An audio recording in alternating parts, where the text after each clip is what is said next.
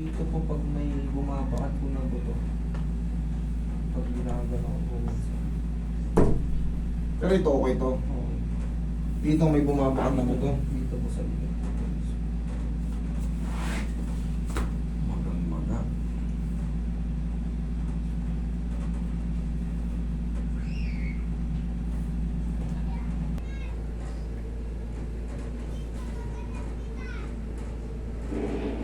Ngayon mo ng pauroy. Tsaka bandage ha, kung pwede ka ng bandage. 11 days ka pa lang.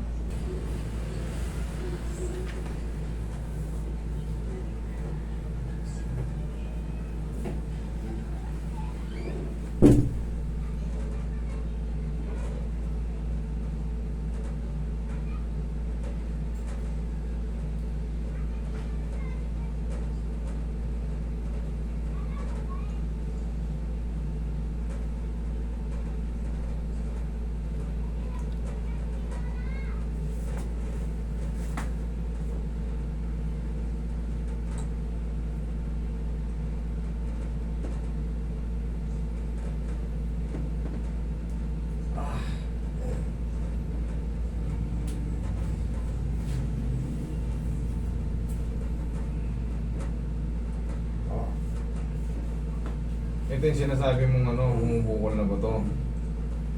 Hindi siya nakashoot.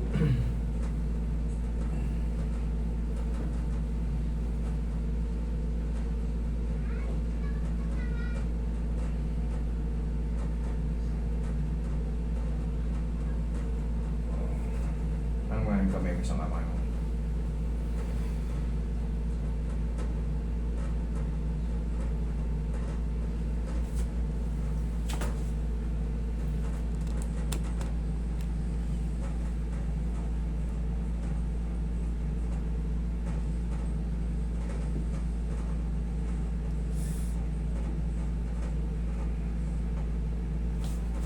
Tiisin mo lang, idol.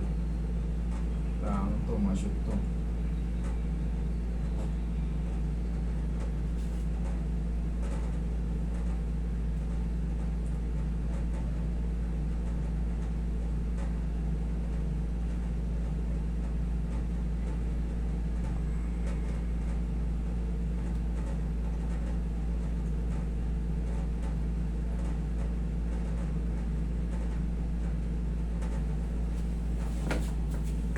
May inborn ka na eh.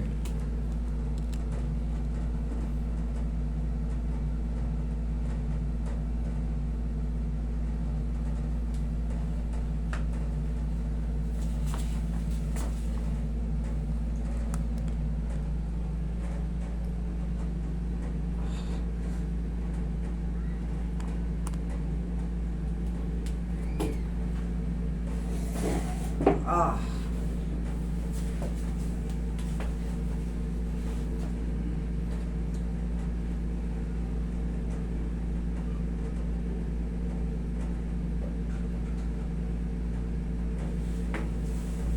Ganun ka nga. Ganun mo nga. Sige, angat mo.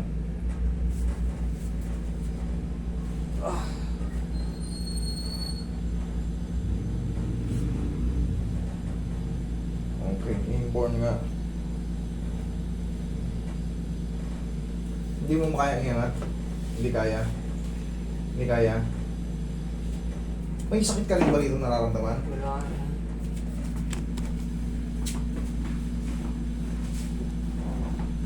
Nga.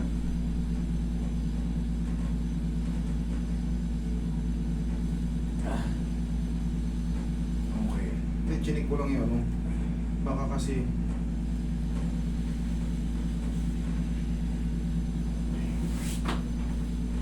saan yung bandage? Bumili. Ha? Pinabili pa? Hmm. Sige.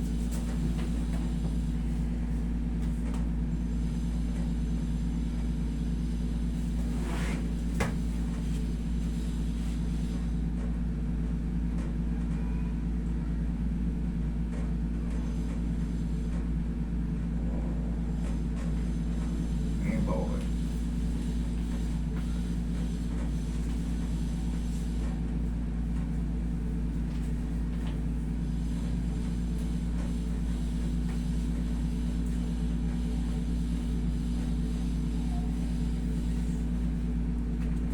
Sobrang maga niya.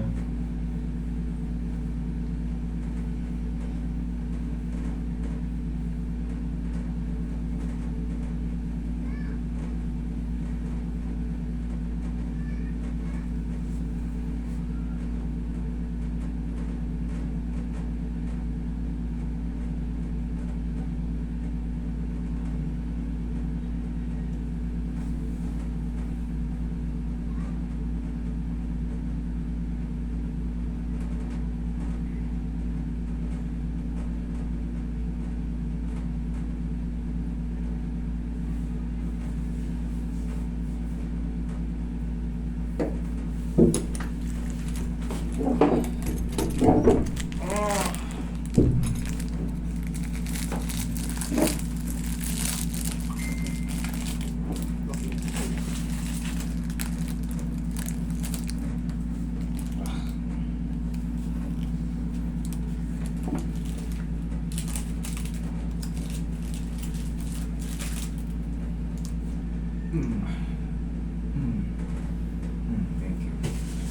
Bossing, ang gagawin mo dyan, wala kang ibang gagawin kundi mag-antay muna tayo ng 3 linggo.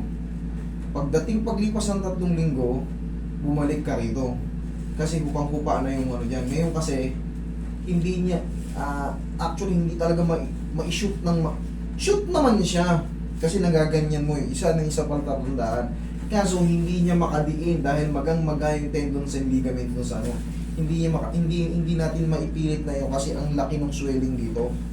Ngayon, sinigurado ko lang talaga na shoot ito.